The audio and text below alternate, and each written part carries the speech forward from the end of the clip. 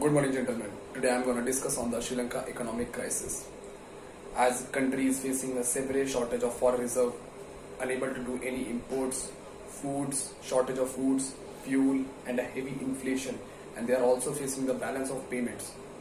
As Sri Lanka is facing the economic crisis from decades because of the imbalance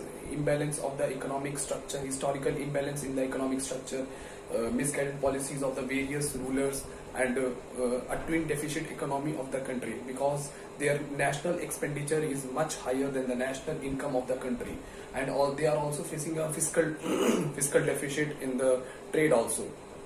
Now this crisis accelerated because of the various reasons. The first one is that deep cut of taxes by the Rajapaksa government, as they promised in the 2019 elections, and the heavy impact of the tourism sector of the country. The reason behind the tourism hit of the tourism sector is first that the COVID-19 pandemic, and the second is the Easter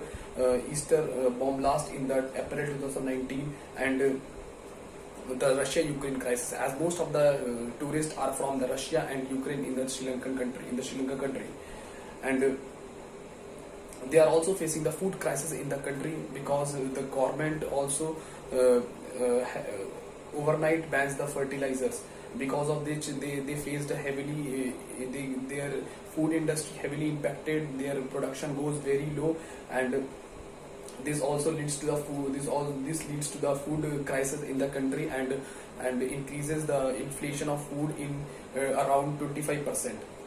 India providing its crucial economic support to the island nation by providing them total of $1.4 billion from January 2022, and also they are providing many assistance to the country. And it is also in our interest to keep the archipelago out of the Chinese influence, Chinese string of pearls game in the Indo-Pacific region, and also it also reduces the contain the Chinese influence in the nation. And it is also the opportunity for our country to, by helping the Sri Lanka, we can also resolve some disputes, like the Tamil Nadu, the Park Bay fisheries dispute between the India and Sri Lanka. And the way forward of this economic crisis, that for the